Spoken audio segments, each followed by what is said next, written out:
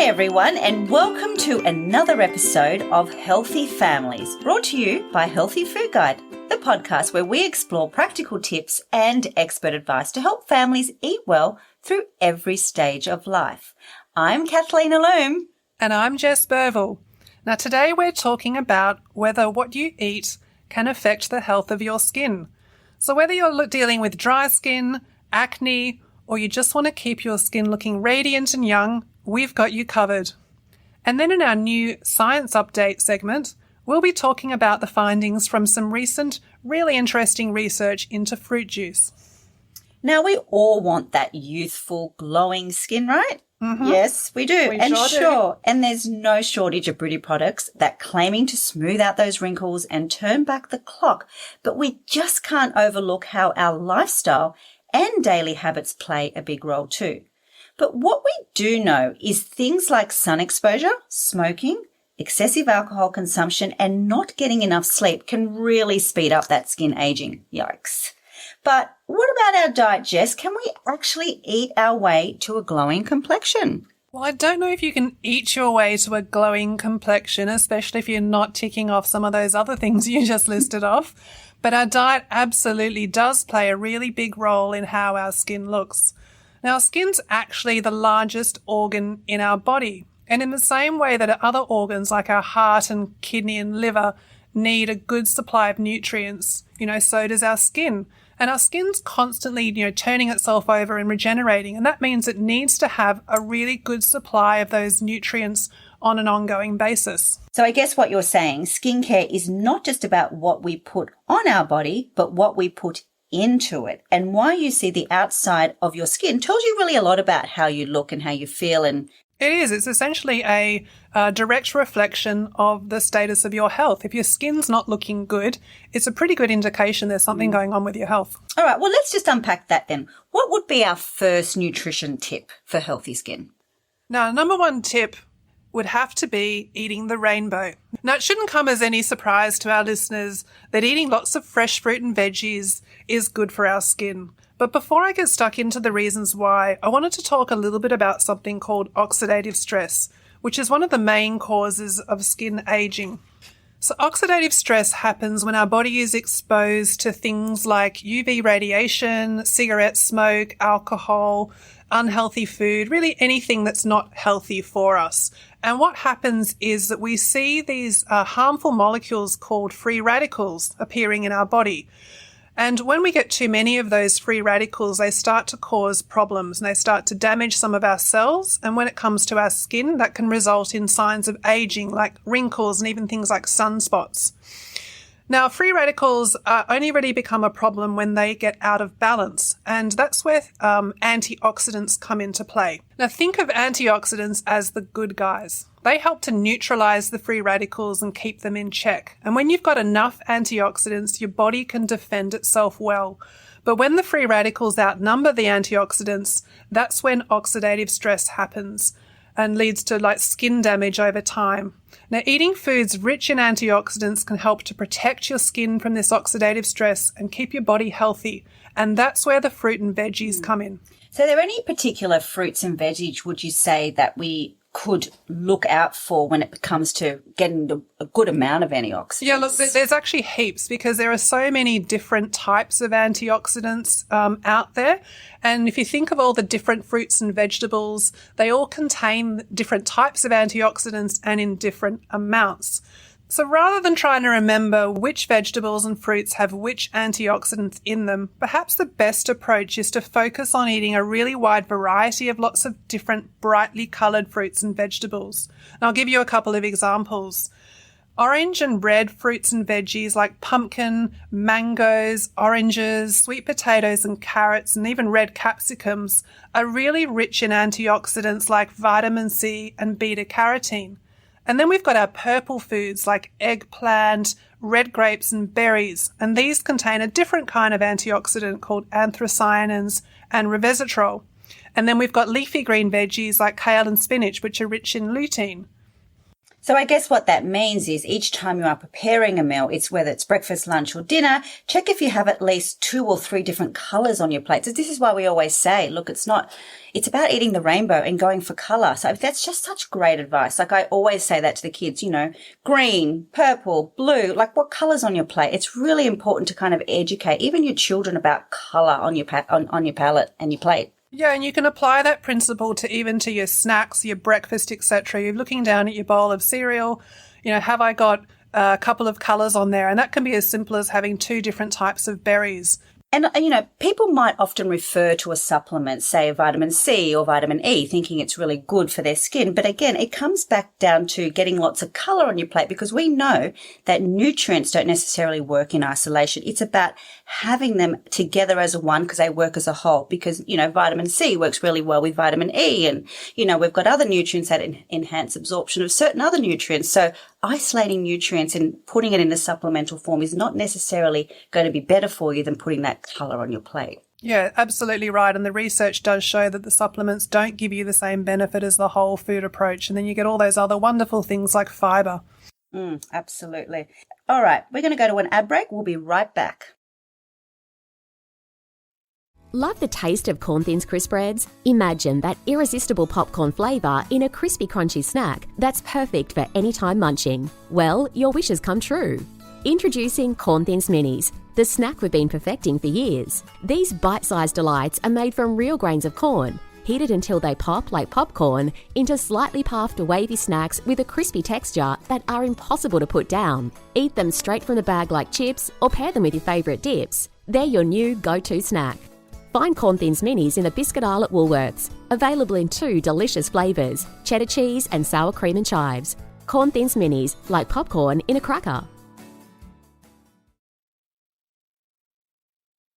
Okay, what about those healthy fats? So for healthy skin, we also want a really good balance of healthy fats. Now, in particular, we're looking at the longer chain form of omega-3 fats. They're especially important as they help to suppress inflammation. Now, we do know with certain skin conditions like eczema or dermatitis or psoriasis, they are derived from more of an inflammatory response. So making sure you're having those omega-3s in your diet is going to help quell that inflammation that's happening in your body. So eating some fish, ideally 2 to 3 times a week, especially oily fish with those longer chain omega-3 acids. So salmon, sardines, tuna, mackerel really increases those omega-3 for a better balance. But if you can't eat fish, what are other sources, Jess, of omega-3? Yeah, if you don't like fish or you can't eat fish for any reason, you can find omega-3s in other foods, in particular seeds. So we've got flax seeds and chia seeds and even some nuts like walnuts. Now, they're all rich sources of omega-3, but it's worth highlighting that the type of omega-3 in these foods is slightly different to the ones found in fish. They're what's called shorter chain fatty acids. Now, some of those can be converted into the longer chain fatty acids, but only in a small amount. So while these are good sources of omega-3, they're not quite as good as the fish. So speaking of healthy fats, have you seen this trend that's going around of some of the celebrities like Kim Kardashian and J-Lo who have either been drinking olive oil like in shots or they've been putting it on their skin, and they claim that helps to keep them looking young? What do you think about that? I couldn't tell you that that's the truth. But look, I love olive oil, and here at Healthy Food Guide, we love olive oil. We use it in all of our recipes. But what the research does say about olive oil is partly true. So, of course, it contains a lot of polyphenols, it has lots of antioxidants and vitamin E, and the research does show that extra virgin olive oil does have that anti-aging effect due to those concentrations of vitamin E and antioxidants. And this can have skin smoothing benefits and also protect from ultraviolet light. But adding a small amount of olive oil to meals throughout the day would probably be my recommendation rather than chugging a couple of shots down. I mean, it doesn't taste that nice to drink it. Well, I don't mind it, but I don't know if I would sit there and chug down a couple of shots. I'd rather drizzle all over my salad. But I guess the thing we've also got to remember is that, oil is a type of fat and it is very high in kilojoules. And so if you are going to be drinking a couple of tablespoons of olive oil each day, you want to make sure that's not in addition, to the other fats that you're already having in your diet. And as you said, Kath, I would say a much better approach would be to, use that oil and use it in your cooking and use it on your salads rather than adding it on top of the other fats that you're already having. It's about replacing the less healthy fats, like those saturated fats, with healthy fats like extra virgin olive oil. Yeah. And that's where you'll see that benefit. Yeah, and also, drizzling on your salads and putting in your cooking and stir fries. This is just, as we talked about eating lots of vegetables, it's a great way to, making sure you're getting those fruits and vegetables in your diet. And another note to add that actually when you add extra virgin olive oil to food, it actually enhances the absorption of certain nutrients. So it's another tip. So cooking with olive oil is very good for you. Look, and just to add one more point to that, I think some of the celebrities are actually putting the olive oil on their skin. And we should highlight that for some people, we wouldn't recommend putting olive oil on your skin because it can actually worsen some of the conditions, in particular things like if someone's susceptible to acne or eczema. If you start putting olive oil on your skin, you could find that could actually make those conditions worse. So putting olive oil on your skin is not recommended for everybody. But most certainly see a dermatologist if that's a concern for you. Now, moving on to our third tip of hydration. Now, we've all heard that drinking water is not only good for our health, but of course our skin. So proper hydration is essential for maintaining skin's plumpness and preventing dryness. But look, we all recommend, the general rule of thumb is to consume around 2 litres a day. And of course, that's different for everyone because there's no, one size fits all, but generally 2 litres a day or 8 cups a day. And of course, on top of that, including lots of fresh foods, as we mentioned, with a high water content, such as fruits and vegetables. And of course, avoiding things that tend to dehydrate our skin, like alcohol, caffeine, excess caffeine, or salty foods. So remember, we're talking about skin isn't just about what you put on it. It's about what you put into your body as well. So those small changes to your diet can make a huge difference in your skin's appearance over time. Yeah, so look, just to recap what we've talked about so far, we've got our 3 big tips were around eating the rainbow, so getting that really big variety of fruits and veggies to get all your antioxidants, getting those good sources of healthy fats, and making sure you get enough hydration across the day. Now, should we talk supplements now? Because, collagen, like speaking, of course we can't talk about skin. Yeah, no discussion about skin would be complete without talking about collagen, because collagen's really everywhere at the moment. It's kind of like hand in hand with protein. We're seeing products that are marketed as having collagen in them. So you can buy collagen chocolate and collagen protein balls and all sorts of things like that. So before we get into what the research tells us about collagen, let's just explain about what the role of collagen is in our skin. Because our skin's actually made up of around 70 to 80% collagen. Think of collagen as kind of being like scaffolding for your skin. It's the stuff that holds everything in place and also helps to retain moisture. Now, as we get older, collagen in our skin starts to break down and we produce less collagen than we did when we were younger, especially from the age of about 40. And that's one of the main reasons why we start to see the appearance of things like wrinkles and sunspots as we get older. And also our skin becomes more fragile as we get older. You'll notice things like bruises appearing more easily, your skin will tear more easily, and wounds take longer to heal. Look, there's a whole industry dedicated to collagen supplements now. And look, a lot of them, I have to say, are pretty expensive. So do any of them actually work? Are they doing more harm than good? What are your thoughts, Jess, on that? I guess the idea of taking a collagen supplement is that it's helping to replace that collagen that we're not producing as much of as we get older. Now, in the past, I think there's been a fair degree of skepticism about taking collagen supplements. There was research there that claimed it worked, but a lot of it was funded by the collagen companies. However, in recent years, I think since about 2021 and again in 2023, we've had a couple of big studies released which have provided an update to that evidence. And Dr. Tim Crow, who's a regular contributor here at Healthy Food Guide, recently published a fantastic wrap-up of all this new research and concluded that, in fact, yes, taking a collagen supplement can actually help to improve the appearance of your skin. But that's the hydrolyzed form, isn't it, Jess? Like that's the collagen that you take in a hydrolyzed form. So that's broken down into those smaller peptides, as you mentioned, but we're taking those as supplements. But what doses are we looking at? If you go out, you're wanting to improve your skin appearance, you're looking into collagen supplements, should we be looking at the doses that we're taking? Yeah, the research, you're right, the research was specifically looking at what's called hydrolyzed collagen, which is that collagen that's been broken down into smaller particles, and that makes it much easier to absorb. So think of it as a really concentrated form of easily digested collagen, and that can come from a number of different sources like marine sources like fish, or it can also come from other animals like pigs. Now, most of the research was based on doses of collagen between, say, 2.5 and right up to 15 grams a day.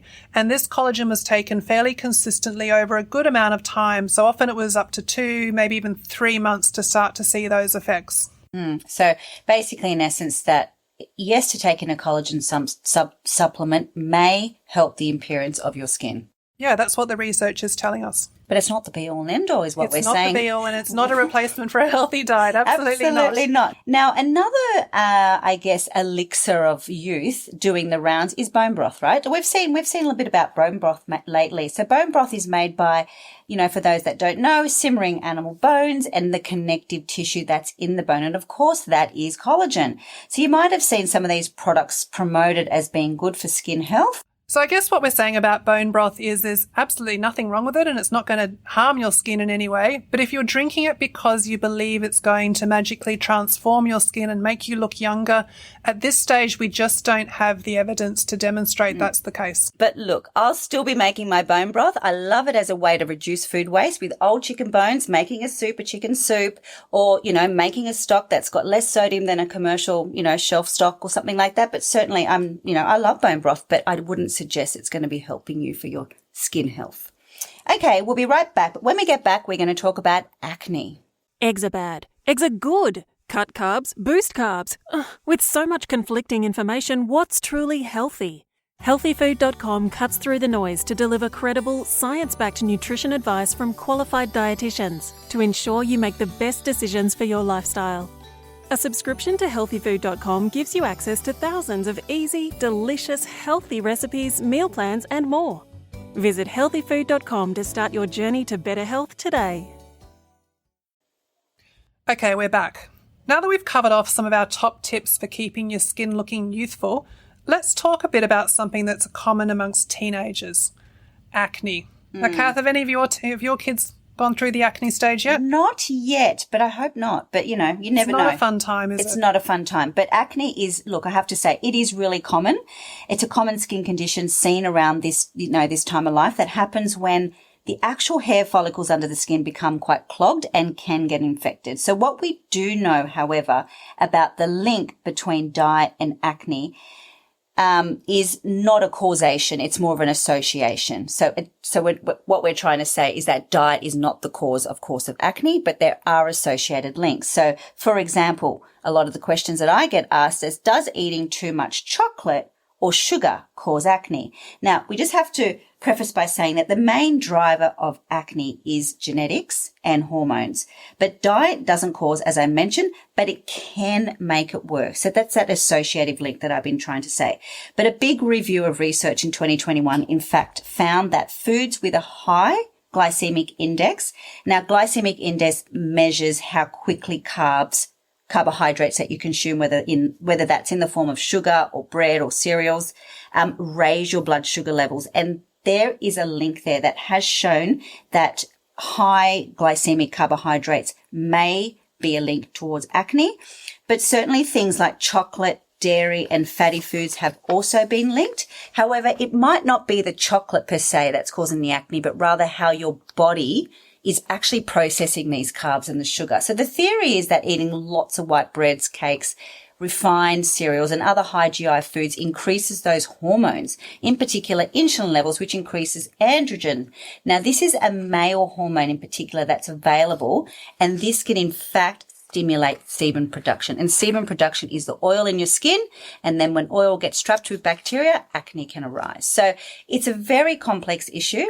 But I would not say that diet would be the cause, but it certainly can be linked. And it's certainly something that you can tweak in your lifestyle that may help maybe perhaps the acne getting worse. So I guess, the takeaway point here is that if you've got a teenager who is struggling with acne, one of the best things you can do is try and ditch some of those really refined carbohydrates like the white breads and the potato chips and white rice, all those things that don't have a lot of nutrients in them, and replace those with those nice healthy whole foods like whole grains and fruits and veggies that we talked about earlier. And it's really hard because we do know, according to Australian ABS data and New Zealand data as well, that teenagers are the biggest consumers of discretionary foods. And these are the types of foods that we talked about that may have that, added kind of sugar or higher glycemic index that may be associated with that. But we're not saying it is the cause, but potentially it can be helped by making those lifestyle tweaks to your diet. Okay, for our final segment today, we're doing a little bit of a science update. What's trending in the science world, Jess? Well, there's always different things trending, but there was one particular study that caught my eye that came out a couple of months ago, which was looking at fruit juice. And I guess, fruit juice really started to be seen in a negative light when the World Health Organization released new guidelines on how much sugar we should be consuming. And they recommended that the amount of sugar we should consume should be less than 10% of our daily energy intake. And in that description of what they called free sugars, they included 100% fruit juice. And really, ever since that point, fruit juice, even 100% fruit juice, has been seen as being something we probably want to be trying to limit in our diet. And this is in line with the Australian dietary guidelines, which specify that half a cup of fruit juice can be counted as a serve of fruit occasionally. Like, we always would encourage whole fruits first, but in some circumstances, a small cup of juice can be counted. But we have to say that it is 100% juice we're talking about, not necessarily fruit juice or fruit juice with added sugars or juice with, so I mean, we are talking about 100%. So really the guidelines are saying that, you can consume 100% juice because it is a good source of vitamins, but occasionally it's not going to replace the whole foods. And we recommend having about 2 pieces of fruit a day. And so when this new piece of research was published recently, it really sort of has brought into question some of these beliefs about fruit juice and whether it should be restricted as much as it currently is. And so a number of Australian scientists had a look at all the existing research into fruit juice, and what they concluded was that drinking 100% fruit juice either had a neutral or it actually had a positive benefit on health. Now, pure fruit juice was linked to better heart health and inflammatory markers like blood pressure, and there was no clear connection to weight gain or sort of certain types of cancer or even metabolic markers like blood sugar levels. And this really challenged some of that previous research that we'd seen. So I guess in light of this research, the question has been asked whether we need to rethink our approach to juice. What do you think, Kath? Is this going to change, like, whether you give juice to your kids? No, well, it's certainly turned the tables on juice, and I think it's, seen it in a different approach. I mean, to be fair, I give my children 100% fruit juice. Look, I've mentioned this podcast before, they're not the best eaters, but what children are at that stage of life. And I think, if they're a bit run down, I'm making sure, like, they might not eat, various types of fruit. I mean, they do eat some fruit, but, having a shot of 100% fruit juice, I do give 100%. I think is just still getting that source of vitamins that they need, particularly if they're, as I mentioned, run down. But I mean, I do advocate still eating whole pieces of fruit, but I wouldn't exactly give them a large serve of it. It's just, really sticking to those guidelines of around half a cup, 125 ml, and not giving those large doses that you often see children or any adults having, like it is a good way to consume a lot of sugar. Because think about it, if in a glass of juice that's probably, let's say a schooner size, and you're looking at orange juice, you're probably looking at about, say, 7 to 8, 10 oranges where, physically eating that you couldn't do. So it is a way to consume a large amount of sugar, but I think in moderate amounts, as per everything with, with nutrition, everything in the right balance is good. Yeah, and I think the portion control is really the key here. I mean, and even in an adult population, when I think about some of the clients I see in the clinic, if I've got somebody who really doesn't like fruit or doesn't have access to fruit, but they don't mind fruit juice, I would rather them have a little bit of fruit juice in their diet than not have that fruit at all. And we've just spent quite a bit of time talking about the benefits of eating a wide variety of fruits and vegetables for skin health. And if that's going to help somebody get to their 2 serves a day, then look, I'm all for it. Okay, we hope you've enjoyed today's episode and you've picked up some practical tips to nourish your skin through your diet. Thanks for tuning in, everyone. If you like this episode, don't forget to subscribe, leave a review, and share with friends who might benefit from these skin-friendly tips. And as always, stay healthy, stay nourished, and keep glowing.